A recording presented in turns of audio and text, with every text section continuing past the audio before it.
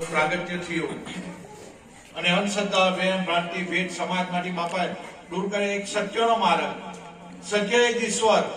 સત્ય બે નહીં હોય, ભગવાન બે નથી. ભગવાનના નામો અનેક હોય, એના રૂપો અનેક હોય, પણ વસ્તુ એક ને એક જ છે.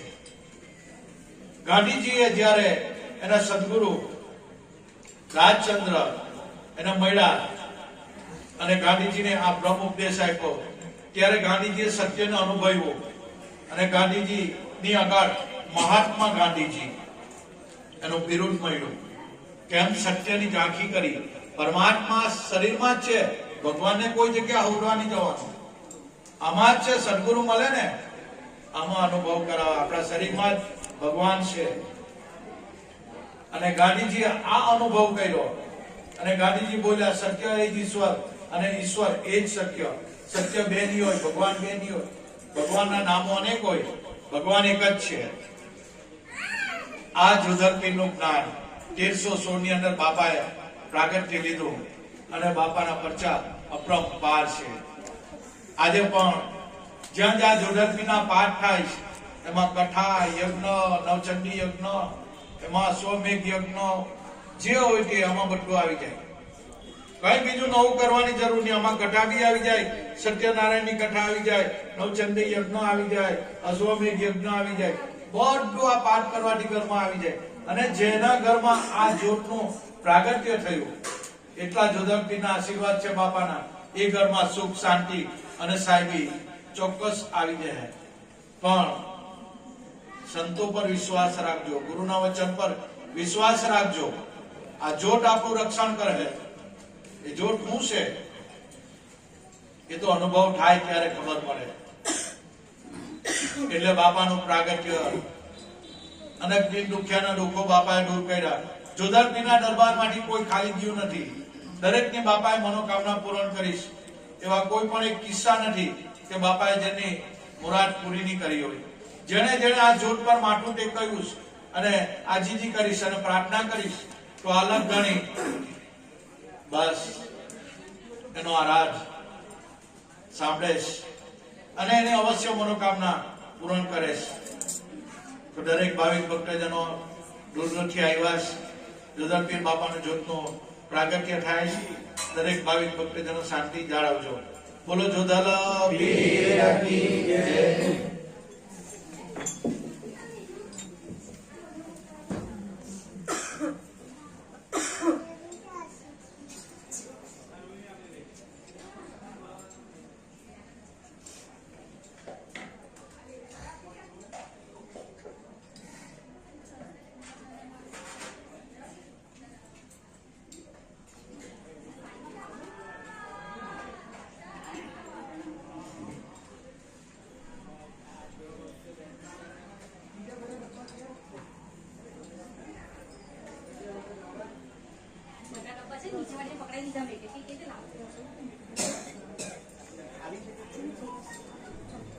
ખાલી છે.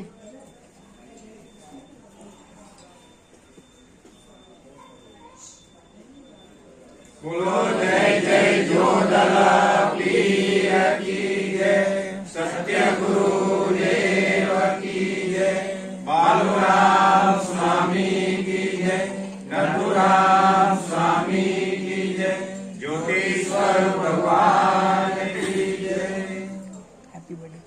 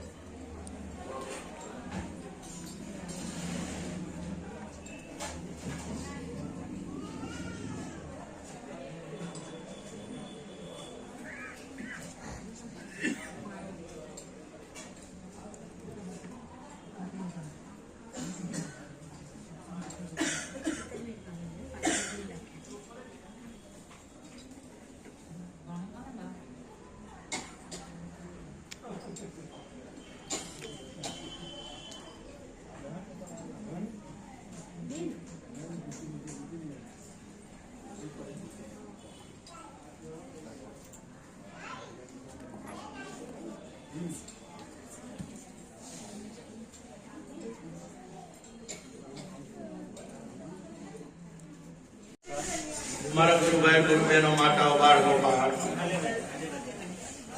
બધા ભાવિક ભક્તજનો જે કઈ જોધરપીર બાપાનો પાઠ મંડાયો છે આજે આપણા ગુરુબેન હિનાબેનના ઘરે દિનેશભાઈના ઘરે બાપાનો પાઠ મંડાયો છે. એમ તો ઘણી આપણે આગળમાં બીજ પણ થયેલી છે, આપણે બધા સૌ આવેલા છે. આજે આપણા કેળાબેનનો જન્મદિવસ છે, એ નિમિત્તે બાપાનો પાઠ મંડાયો છે. આ પાઠની અંદર સગળી પૂજા સમાવેશ થઈ જાય છે. એમાં સત્યનારાયણની પૂજા કેવું, એમાં નવચંડી યજ્ઞ કેવું, અશ્વમેઘ યજ્ઞ કેવું, બધું યજ્ઞ હોમ હવન આ પાઠમાં બધું આવી જાય, બીજું કાંઈ કરવાની પડે. આ પાઠ એટલે શું? આ દીવા હળગાવાના ના ભાઈ, તો સગુણ ઉપાસના છે, એક ઈશાર જ છે, એ પ્રેરણા આપણને આપે છે. એમાંથી કઈ તથ્યો આપણે લેવાનું છે, એક શાન છે, એ શાન સમજવાની છે. એવા જ આપણે પ્રિયાબેન અને પાઠભાઈનો બાપાએ આજે ભાવ પૂરો કર્યો છે. ખૂબ ખૂબ એમને ધન્યવાદ છે. એમને ધન્યવાદ, એમના માતા પિતાને પણ ધન્યવાદ છે. એક ઘરમાં જોત સળગી જાય બસ, તો પછી આપણે ચિંતા મુક્ત થવાનું. પણ જે પાઠ કરવા આવ્યા ગુરુ સંત હોય એના ભાઈ વચનોમાં રહેવાનું. વચનોમાં નહીં રહે તો એનું કોઈ એ નહીં મળે. ગુરુના વચનોમાં હંમેશા રહેવાનું. જે ગાદીપતિ એની આજ્ઞાની પાલનમાં રહેવાનું. તો આ પાઠનો મહિમા સમજાય. તો આ પાઠના કઈ કર્મથી આપણે કરીએ તો એનું કઈ પુણ્યનું ફળ મળે. અને જે આ જ્યોતની સામે બેસીને જે કઈ યાચના આચર કરે છે, જે કઈ એની મુરાદ હોય, એ આ જ્યોતને પગે લાગીને આ અલગ ગણીને આરાધ કરે તો અવશ્ય મનોકામના એમને પૂર્ણ થાય. આ પ્રમાણો છે કે આગળના યુગો એવા હતા, અલગ ધણીનો આરાધ કરતા, ત્યારે એ અલગ ધણી આ પાઠે પધારતા. ત્યારે પણ જોધરપીર બાપા પાઠ પર સહેજ આવે જ છે. આ એનું પ્રમાણ રામદેવ પીર આપે છે. જ્યારે રામદેવ પીર સમાધિ લેવાના હોય છે ત્યારે બધા ગઢગંગાને ભેગા કરે છે અને ગઢગંગાને ભેગા કરીને કહે છે કે ભાઈઓ, હવે તમને રૂબરૂ નહીં મળીશ. આપણે જેમ બે થકી મળીએ, રામદેવ પીરે ના પાડી કે હવે મારો સમાધિનો દિવસ છે, હવે આપણે આ રૂબરૂ નહીં મળવાનું. આપણો ઋણ સંબંધ પૂરો થયો.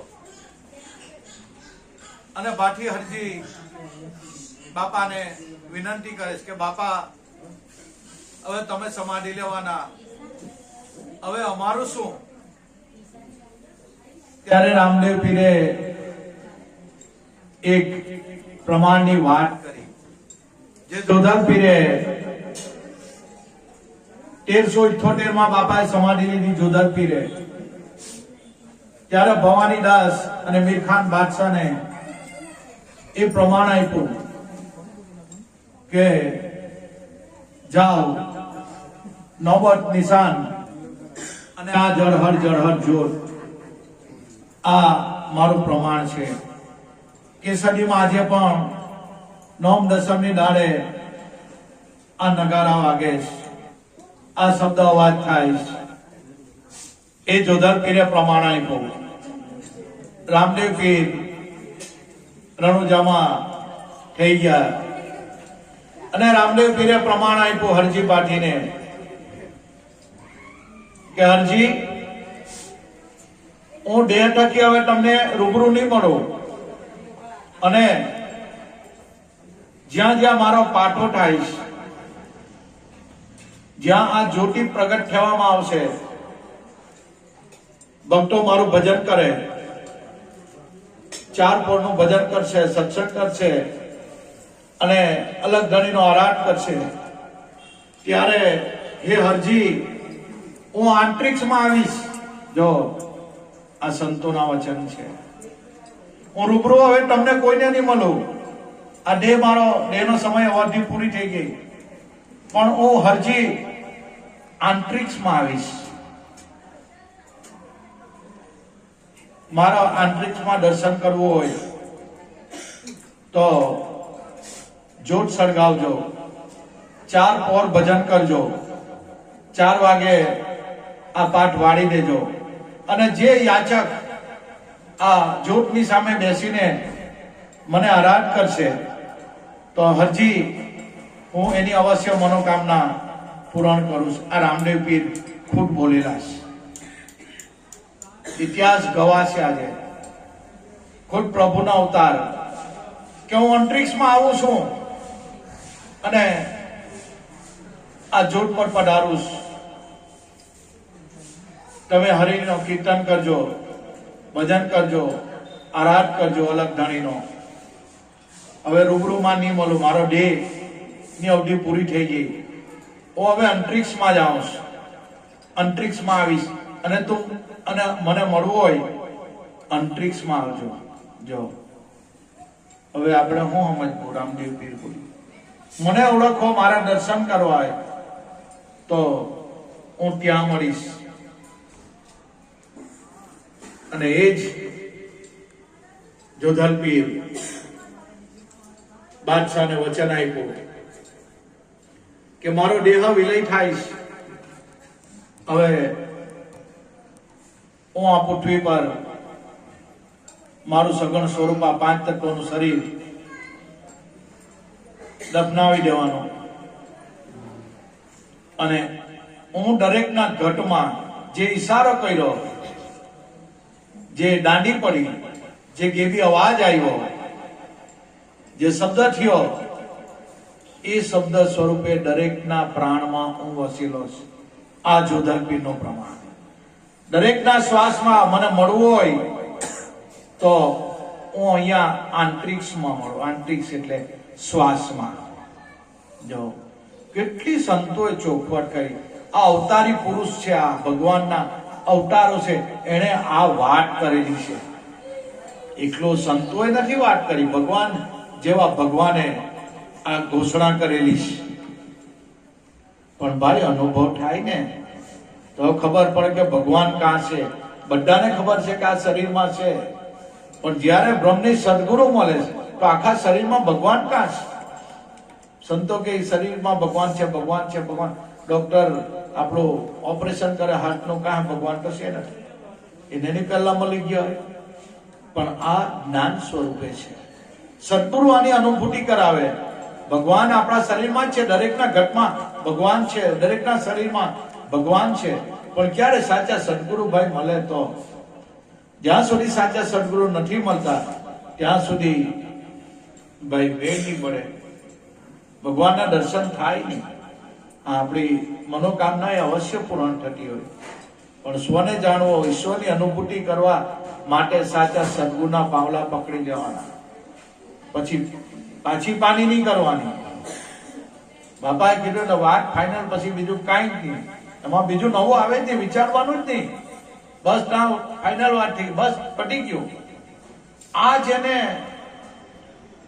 મનમાં જેના ફસી ગયું એને જમના ટેડા નહીં હોય ભાઈ. એને પ્રગટ એ પ્રભુના પલે પલે દર્શન થાય છે જ. ભગવાન દરેકના ઘટમાં જે અનુભવી જ્ઞાની સંતો પલે પલે એને દર્શન થાય છે. કા આપણા સદગુરુ ગયેલા છે, અમારા ઘટમાં જ છે. અનુભવી જ્ઞાની પુરુષો બોલે છે, કાંઈ ને ભોગવા જવાનું, પલે પલે એ જે આપણું સ્વરૂપ છે. આપણે અને એ જુદા નથી, એક જ છે. એટલે જીવનમાં કોઈ સાચા સદગુરુ કરજો. ને કે આ વસ્તુ ગળે ઉતરે જ નહીં. અને જે સંતો છે, ઝેર કોણ પીએ? સંતો પીએ, બીજાથી કોઈ પીવાય નહીં. આ એવું કલિયુગનું ઝેર છે. અને જેને ઝેર પચાવતા આવડે ને એને ભક્તિ કરતા આવડે. બાકી કોઈ બોલી ગયો ને આપણને ખોટું લાગે ને બાણ ચડાવી દે, એવા ભક્તિ ની, એની ભક્તિ ની કહેવાય. બાપા કરી ગયા ભક્તા બાલુરામ સ્વામી, સદગુરુ કરી ગયા, એકદમ અપમાન કરી નાખીનું અને બહાર કાઢી મૂકેલા પાઠની બહાર. પણ સહેજ સંકોચ નહીં કર્યો, મનમાં સહેજ ઓછું નહીં લાગ્યું બાપાને. અને જેને અપમાન કરેલું એની પર બાપાએ ઉપકાર કર્યો. સવારના ઉઠીને બાપાએ કીધું કે લે બાપા દાંતણ કર લે, આ પાણીનો લોટો છે, બાપા પાણી ગરમ કરી લાવ, તમે નાહી લેવ. આપણું કોઈ અપમાન કર્યું તો આપણે દાસ શંકર કે હંસા વાણી જેની અમૃત જેવી, જે વાણીમાં કડવાશ છે એ કોઈને નહીં ગમે, કોઈને નહીં ગમે. એટલે દાસ શંકર કે હંસા વાણી જેની અમૃત જેવી, પીતા આવે અમીના ઓળકાર. હંમેશા મીઠું બોલવાનું. જીવનમાં કઈ નહીં થાય તો બી કઈ મીઠું બોલો, બસ. કોઈને ખોટું નહીં લાગે એવું મીઠું બોલો. કારણ કે હમણાં અમે જલેબી ખાધી ને એટલે બધું મીઠું જ આવે.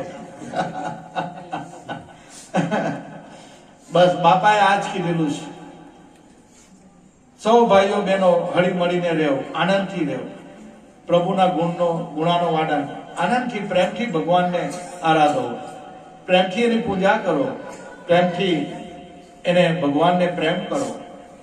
બસ જેમ બને તેમ એના નામ સ્મરણમાં રહેવાનું.